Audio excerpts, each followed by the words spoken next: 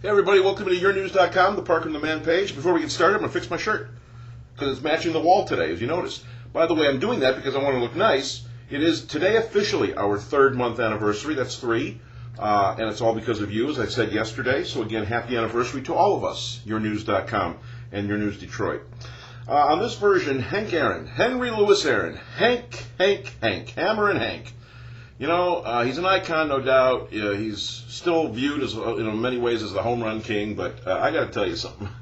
Some of the comments he makes. Now, Rob Parker had once written a column that he thought Henry Aaron was a coward for not taking a better stance against Barry Bonds or steroids.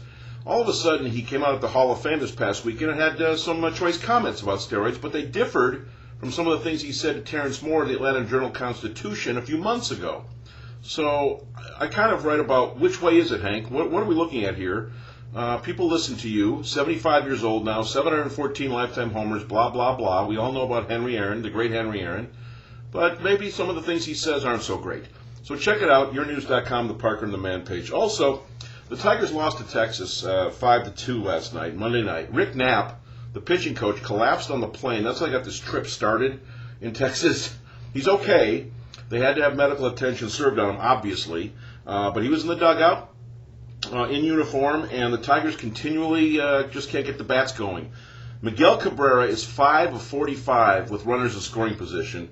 5 hits in his last 45 at-bats. That is just not acceptable. It's not good enough, and he can't do that. So read about that as well, because if this continues and Dave Dombrowski can't find a hitter by the trade deadline this week, it comes around pretty quick on Friday, the Tigers might be in a bit of trouble, small trouble, if you will, for the rest of this season. Tony Bernazard, former Tiger, he was a Tiger for 12 at-bats back in 1991, was fired by the New York Mets. He's their vice president of player personnel, and when you read about what he did, well, you know what, I've just never heard anything like it. So read about that, too, and why he got fired by the Mets, and the confrontation by the general manager of the Mets and a writer for the New York Daily News.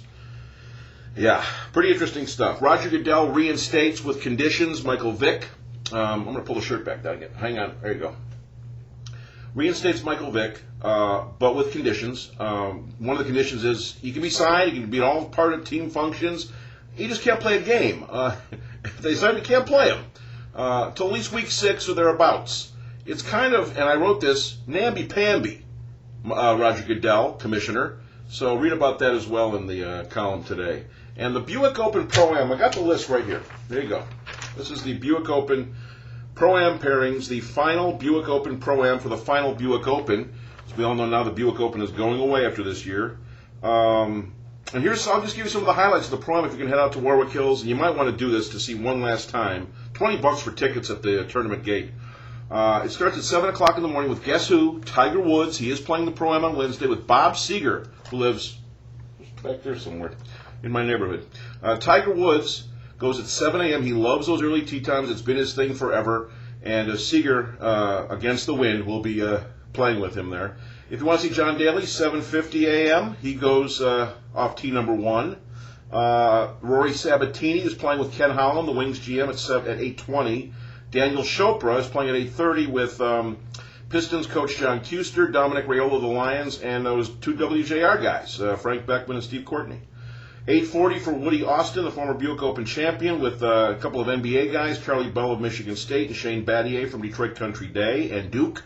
Brad Faxon, 7:20 in the morning with Kirk Maltby and Dan Cleary of the Red Wings.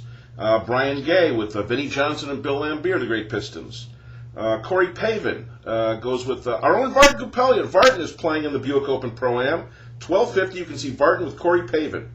So there you go. He's playing with a pretty good player, pretty good all-time player in the history of the PGA Tour. A couple of Jasons going at 1:20 in the afternoon. Jason Hansen of the Lions and Jason Gore. Jason Hansen, I think, is older, right? He's 18 years now in the NFL, if you can believe it. And Drew Stanton also in that pairing. And one other pairing for you, Jim Schwartz, the head coach of the Detroit Lions now with former past champion of the Buick Open, Brian Bateman. So there you go. There's your Buick Open Pro-Am list, pairing sheet. And I got those highlighted for you if you want to see some of those guys. That's tomorrow. All starts tomorrow at Warwick Hills Golf and Country Club. I-75, exit 106, a couple miles down the right. There's the golf course. You cannot beat that. You can't miss it, that's for sure. All right, so check everything out, including the Henry Aaron thing with the steroids. We really go into it It's a nice long piece. I think you'll enjoy reading it, and I really had some interesting times writing it too. Had some thoughts in there that we've talked about on a radio show before and all sorts of stuff. So there it is, yournews.com, 3 months old now. The Parker and the Man page. Check it all out.